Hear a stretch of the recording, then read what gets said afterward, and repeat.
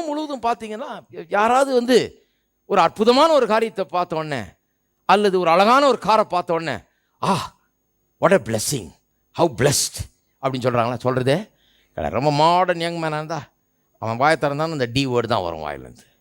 ரொம்ப ஸ்டைலாக நின்று டேம் அப்படின்வான். ஏன்னா அதுதான் அது அவனுக்கு அந்த வாயிலேருந்து அந்த வார்த்தை வந்துடணும்.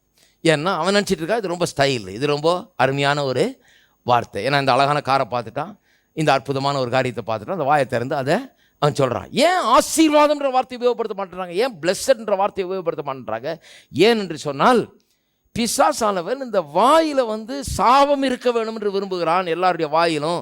ஏனென்றால் சாபம் இருந்தால் தான் வாழ்க்கையில் சாபத்தை நாம் சொந்தமாக்கி கொள்வோமோ எனக்கு தெரியும். ஏன்னா வாயில் எது இருக்குதோ அதைத்தான் நாம் சொந்தமாக்கி கொள்ளுகிறோம். நம்ம முன்னாடியே சொல்லியிருக்கோம் இல்லையா, எண்ணத்தை புசிப்போம், எண்ணத்தை குடிப்போம், எண்ணத்தை உடுத்துவோம் என்று சொல்லி கவலைப்படாதிருங்கள். எப்படி கவலைப்படுறோம்? சொல்கிற வரைக்கும் கவலைப்படலைங்க. நீங்கள் சொல்ல ஆரம்பிக்கும் போது தான் கவலைப்படுறீங்க. நாளைக்கு என்ன ஆகுறது, எப்படி ரெண்ட் பே பண்ண போகிறோம், எது எப்படி வாயை திறந்தது கவலையெல்லாம் பேசுகிறீங்க பாருங்கள். பேசுகிறதுனால தான் கவலைப்பட ஆரம்பிக்கிறீர்கள். இருக்கீங்களா? கவலைங்கிறது பேச்சினாலே தான் உருவாகுது. சொல்கிற வரைக்கும் அது உண்டாகிறது இல்லை. விசுவாசம் எப்படி உண்டாகிறது? கவலை பேசி உண்டாகிறது. விசுவாசம் எப்படி உண்டாகிறது? ஆண்டவராகிய இயேசுவை உன் வாயினாலே அறிக்கை செய்து உன் இருதயத்தில் விசுவாசித்தால் நீ ரட்சிக்கப்படுவாய். அப்போ இயேசு ரட்சகராக இருக்கிறார், சிலுவையில் மரித்து ரத்தம் சிந்தி எல்லாம் பண்ணிட்டாரு. எப்போ நீங்கள் அந்த ரட்சிப்பை பெற்றுக்கொள்ள முடிகிறது? வாயை திறந்து அவர் விசுவாசத்தை அறிக்கை செய்யும் போது தான் நீங்கள் அந்த ரட்சிப்பை சொந்தமாக்கி கொள்ள முடியுது. வாயை திறந்து நீங்கள் அறிக்கை செய்யும் போது தான் அது உங்களுக்கு சொந்தமாக மாறுகிறது. அப்போ வாயை திறந்து பேசுகிறதுடைய வல்லமையை கொஞ்சம் நல்லா கவனிங்க, நல்லா கவனிக்கணும்.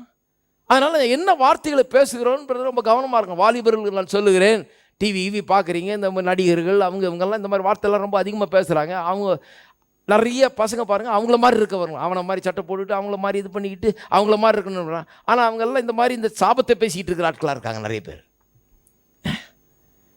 ஆசீர்வாதத்தை பேசுகிறவர்களை பின்பற்றுங்கள். சாபம் வாயிலிருந்து வர்ற ஆட்களை பின்பற்றி அவருடைய மாடலை நீங்கள் பின்பற்ற வேண்டாம். ஏனென்று சொன்னால் அது பிசாசினுடைய ஒரு சதி திட்டம். எப்படியாவது வாயில் சாபத்தை வைக்க வேண்டும் என்று சொல்லி தான் அதை பேச வைக்கிறான் ஜனங்களை. என்ன ஒரு இது பாருங்கள், டு பி கர்ஸ்ட்னு சொன்னால் டு பி டேம்டுன்னே இருக்குது. இந்த வார்த்தையை சர்வசாதாரணமாக பேசுகிறது. இது விளக்கத்தை டிக்ஷனரியில் வாசித்தோன்னா தான் எனக்கே இது வருது பாருங்கள். எப்படி இது ஜனங்க எப்படி இதை எடுத்து வாயில் வச்சு தினந்தோறும் உபயோகப்படுத்தி கொண்டிருக்கிறார்கள் என்பதை நீங்கள் கவனிக்க வேண்டும். நாம் பிளஸ்டுங்கிற வார்த்தையை உபயோகப்படுத்துகிறோம். எப்படி இருக்கீங்கன்னு கேட்டால் உடனே அந்த டி வார்த்தையை உபயோகப்படுத்தக்கூடாது. என்ன சொல்லணும்? பிளஸ்ட், ரொம்ப ஆசீர்வாதமாக இருக்குதுங்க, நல்லா இருக்கு.